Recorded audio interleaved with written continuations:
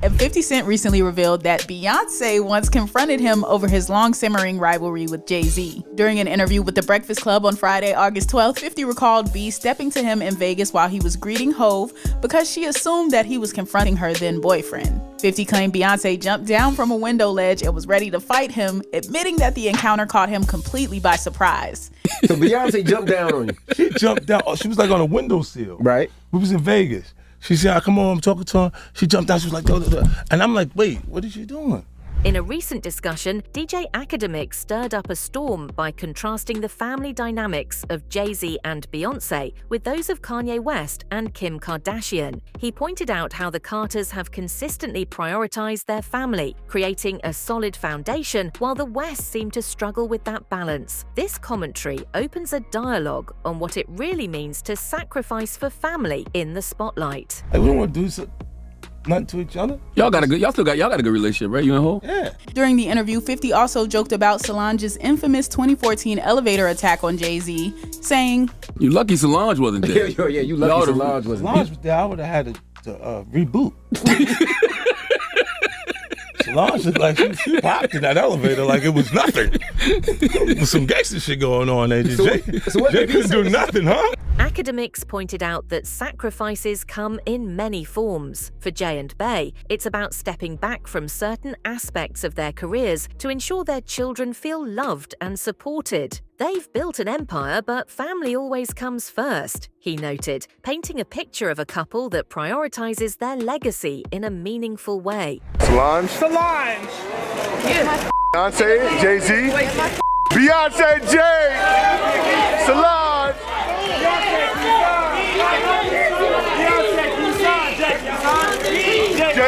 Jay, what's good, Jay?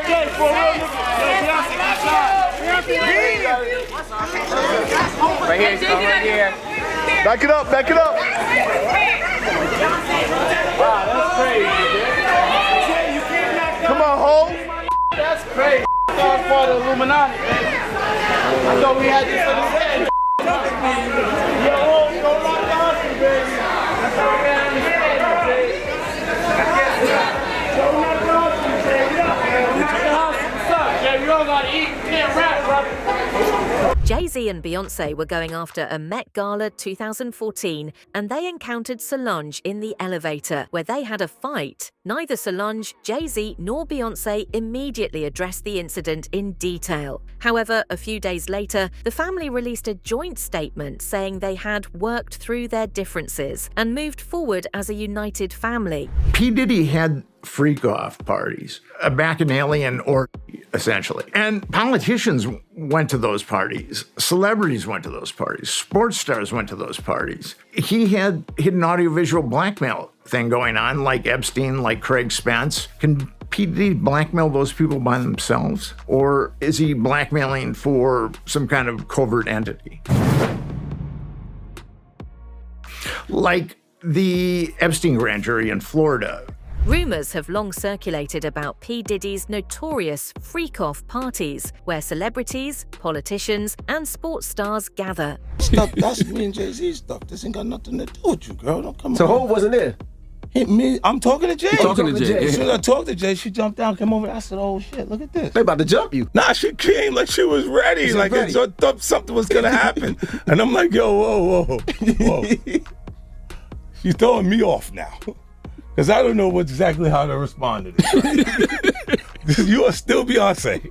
Akademiks highlighted that Jay-Z and Beyoncé's relationship has evolved over the years, showcasing their commitment to their children and each other. They've navigated public scrutiny while still managing to create a cohesive family unit. They understand the importance of being present, he emphasized, showcasing how their sacrifices reflect their values. Unlike his beefs with Ja Rule, The Game, and Rick Ross, things were still tense between the New York Giants during their mainstream dominance in the 2000s. After 50 threatened Hove, along with half of the rap game on his 1999 song How to Rob, Jay-Z fired back on the song It's Hot, saying, "Go against Jigga, your ass is dense. I'm about $1. What the fuck is 50 cents?" The competition heated up after 50 catapulted to global stardom with albums like Get Rich or Die Tryin' and The Massacre. In contrast, he mentioned Kanye and Kim's high-profile lifestyles, suggesting that while they shine in their respective fields, their family life appears chaotic. There's a lot of noise around them, but where's the stability? He asked, sparking a conversation about the difference between public perception and private reality. And when 50 dethroned Jay-Z on Forbes' Hip Hop Cash Kings list back in 2008. However, 50 Cent and Jay-Z have since patched things up, and 50 confirmed during the Breakfast Club interview that they are still on good terms.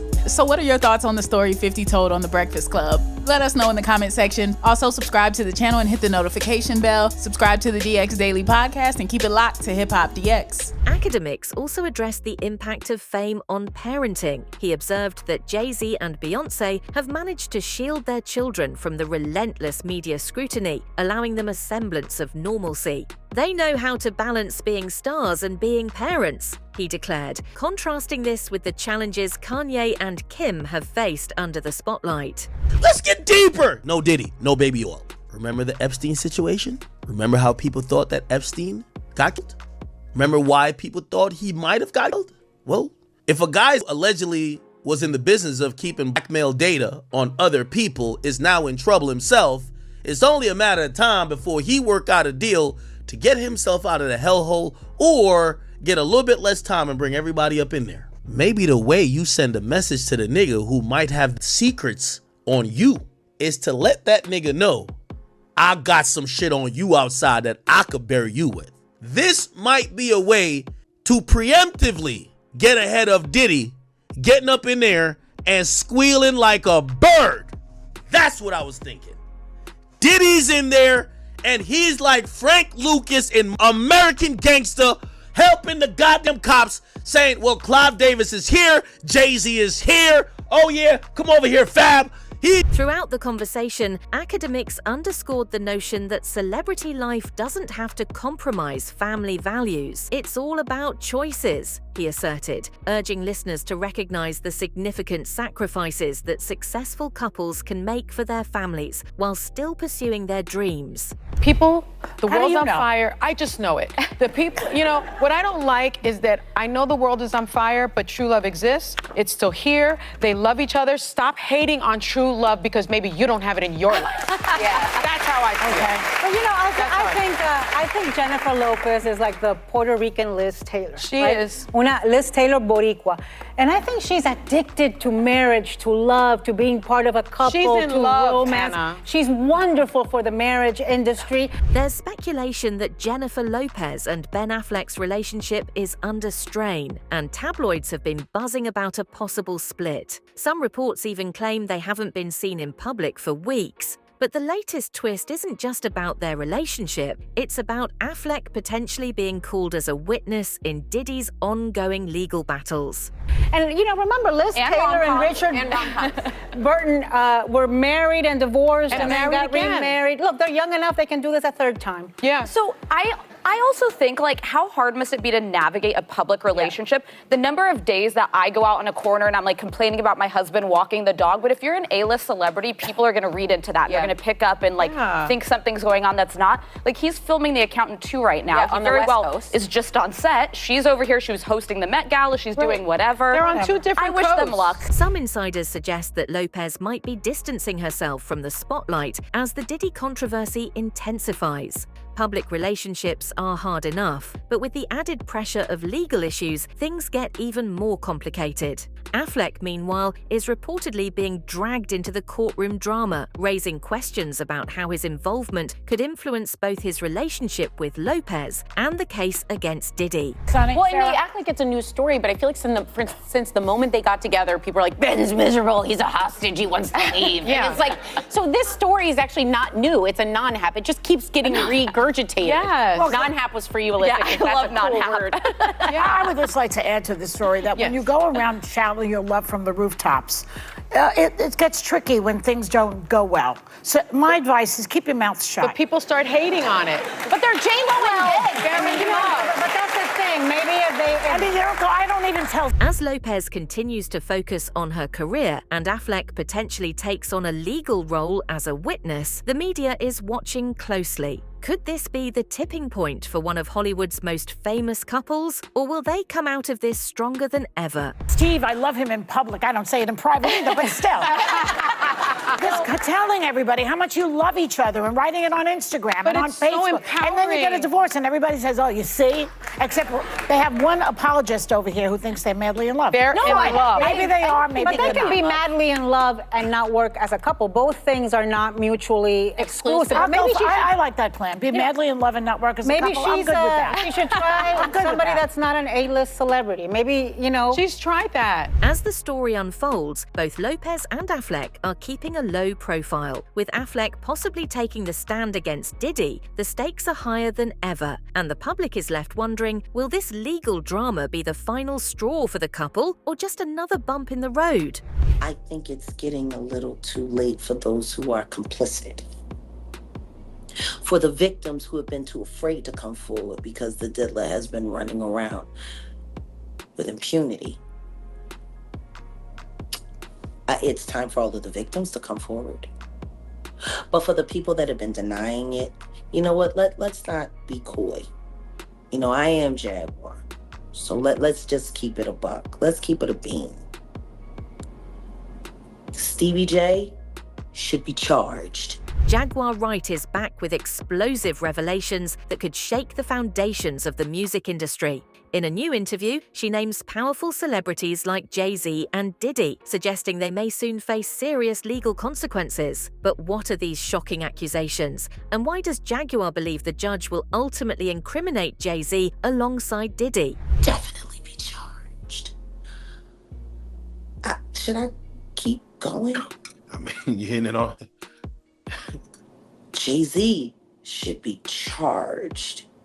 Khaled should be charged. Rick Ross.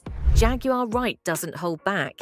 She claims that Jay-Z and his celebrity friends, including Diddy, have been involved in criminal activities, many of which have been overlooked for far too long. The question is, how deep do these accusations go, and how much will the judge uncover in the legal proceedings? She threw it up. Yeah, he better. He better. But the only thing I'm interested in him talking about is everything he knows about Kathy Coriana White. Jaguar alleges that Jay-Z's wrongdoings aren't just limited to the business side. She alludes to psychological manipulation and mistreat, hinting that there are victims who have stayed silent for years due to fear. According to her, it's only a matter of time before the truth emerges. Oh, this about to get fun for me. Yeah. Let me there's nothing like, have you ever seen what happens to a rat when it's trapped in a heated environment? Oh, it'll eat through anything. Claw eat its way through anything. So I want y'all to imagine this. I got Jay-Z on his back with his stomach exposed. One of Jaguar's most alarming claims is that both Jay-Z and Diddy have been together with the government for years, shielding themselves from prosecution. But as more people come forward, including victims and witnesses, she believes that the judge handling the case will finally uncover the truth. Isn't that interesting? He was questioned by the feds before he made the Super Bowl announcement. Jaguar brings up the notorious club shooting from 1999 involving Diddy and then-girlfriend Jennifer Lopez. She claims that Lopez committed perjury during the investigation and suggests that if the case is reopened, it could lead to massive repercussions for both her and Diddy. You know what happened to Corey. Diddy? I know that. You and Jay-Z. Down in Vegas at Tao with Claudia. Why don't you just talk about Kathy? that might help. That might help a lot. I would say, if those who don't know who Kathy is. Kathy Coriana White, Jay-Z's pregnant mistress, who died 24 hours after she announced that she was going public. One of Jaguar's most shocking claims involves the mysterious tragic accident of Kathy White, whom she alleges was Jay-Z's pregnant mistress. According to Jaguar, this tragedy has been quietly swept under the rug, but she believes that the judge will now scrutinize it, looking for connections to the broader conspiracy. You, Sean, both of y'all. I got you, bitch. I told you. As the U.S. attorney came on and spoke on the indictment. Jaguar says that it is about to get real interesting. All those rats are going to start snitching. And when that happens, you'll see Diddy and Jay-Z fall. They can't run forever.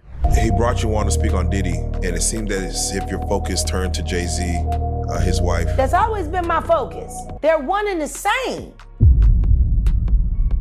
Wrapping up his thoughts, he posed a question to the audience. Can Kanye and Kim find that same balance? They have to reevaluate what's truly important, he concluded, leaving listeners pondering the complexities of fame, family, and personal fulfillment. Stay tuned for more.